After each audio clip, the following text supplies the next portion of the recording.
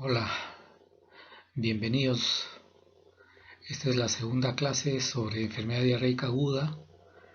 En esta oportunidad nos vamos a ocupar del plan B, que no es otra cosa más que el tratamiento de la diarrea con deshidratación. Quisiera llamar la atención de ustedes que normalmente los casos de diarrea sin deshidratación representan el alrededor del 80% de los casos. Que los casos de diarrea con deshidratación leve o moderada representan alrededor del 15 a 18% de los casos y que los casos de diarrea con deshidratación severa representan en la actualidad alrededor del 1 al 3%.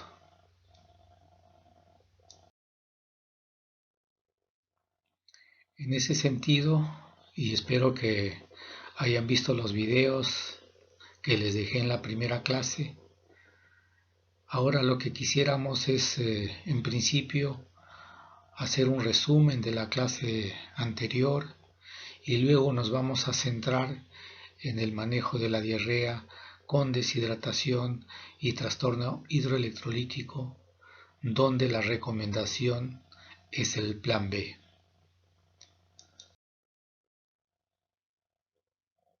He puesto esta lámina porque me parece sumamente importante en estos momentos que pudiéramos hablar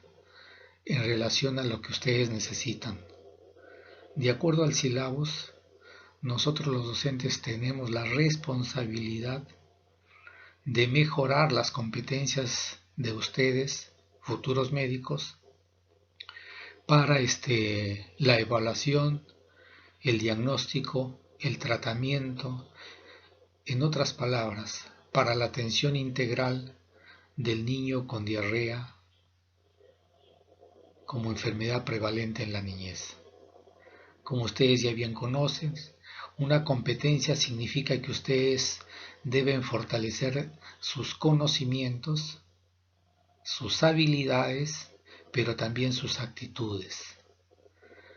Los conocimientos obviamente tienen que ver con que ustedes tienen que tener claridad en la definición, en las causas, en la forma como se clasifica la diarrea o cómo se evalúa la deshidratación. Mientras que por el lado de habilidades,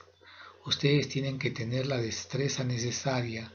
para después de hacer la anamnesis y el examen clínico correspondiente, tomar una decisión tanto desde el punto de vista del diagnóstico como del tratamiento que van a implementar. Y finalmente, no menos importante en el tema de actitudes, tiene que ver con aquella comunicación asertiva que ustedes tienen que tener con los familiares del niño con diarrea, a fin de que sus indicaciones puedan ser adheridas y adecuadamente implementadas en el hogar, para lo cual se necesita desarrollar actitudes de empatía, de paciencia y de un lenguaje sencillo. Este tema de competencias no es otra cosa más que, como lo dicen los comunicadores, el personal de salud en general y el médico en particular, debe acumular tres tipos de saberes. El saber qué enseñar, contenidos, teorías, etc.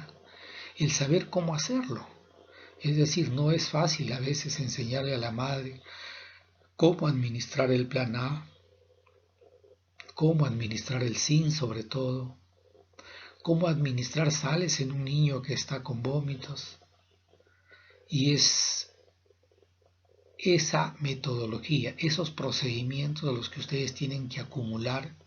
en su experiencia para poder luego transmitir a la madre. Y finalmente el saber ser, que tiene que ver con la actitud que uno tiene que tener en relación a colocarse en la posición del otro. Dicho esto, les presento esta lámina para recordarles que normalmente la diarrea es un problema de salud pública que afecta fundamentalmente al menor de 5 años y que tiene que ver con al menos dos determinantes importantes de la salud. Uno de ellos, el tema de la vivienda y la disposición tanto del acceso al agua segura como la disposición adecuada de excretas. Por el otro lado, hay un determinante sumamente importante que tiene que ver con la educación de la madre. En la medida que la madre tenga un grado de instrucción adecuado, obviamente la comunicación con el personal de salud será mucho más asertiva y en consecuencia será más fácil que pueda adherirse a las indicaciones que nosotros como profesionales de salud le podamos brindar. Un tercer determinante importante es el nivel socioeconómico valorado por la pobreza, porque esta es una enfermedad de alguna manera relacionada directamente con los niveles de pobreza.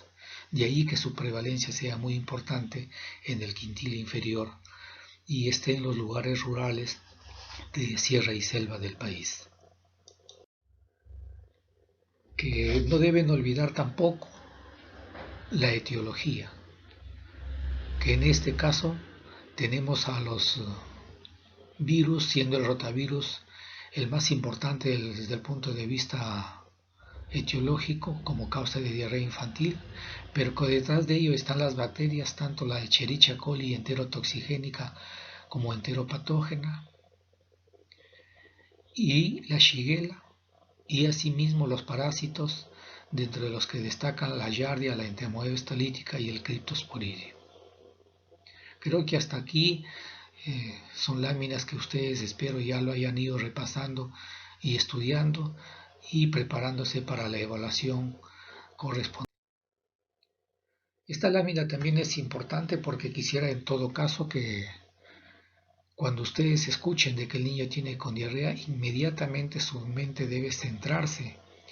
en que el órgano blanco de esta enfermedad está fundamentalmente en el intestino delgado en el 90% de los casos y en el intestino grueso en el 10% de los casos. Pero que además, como altera una de las funciones principales del sistema digestivo, que es la digestión de los alimentos para que estos sean adecuadamente absorbidos y utilizados por nuestro organismo,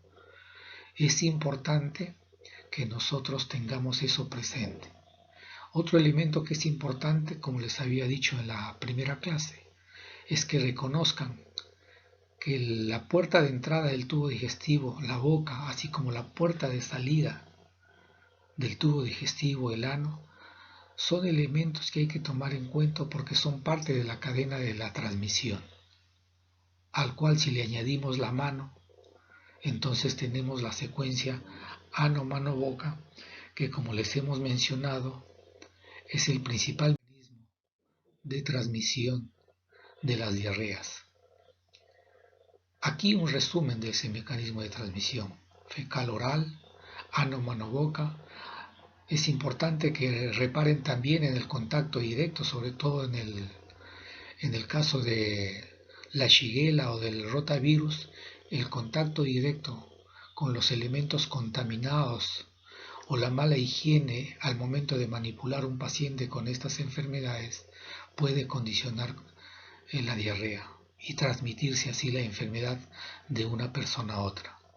Asimismo, recordar que el lavado de manos,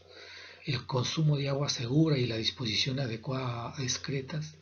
es la tríada más importante que debemos implementar para hacer prevención en diarrea.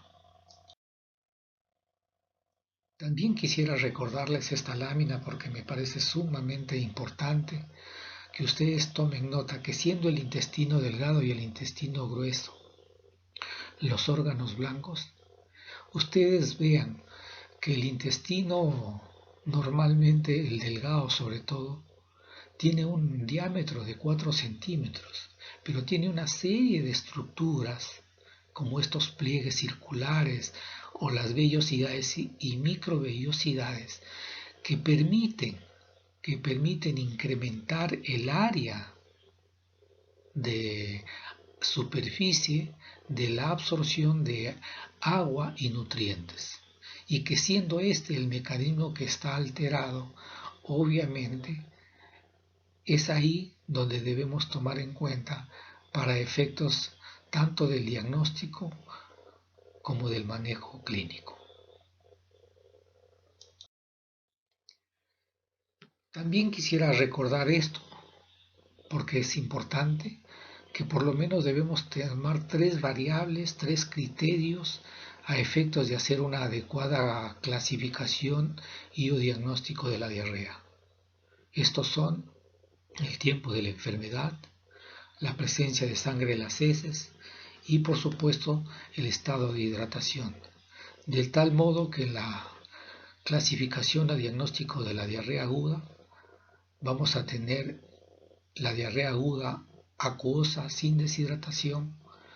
la acuosa con deshidratación moderada y la acuosa con deshidratación severa o en shock. Mientras que por el lado de la diarrea persistente, que es aquella diarrea que dura de 14 días a más,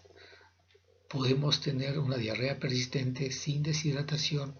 o con deshidratación que lo hace mucho más severa la enfermedad. Igualmente, en el caso de disentería, esta puede presentarse con o sin deshidratación.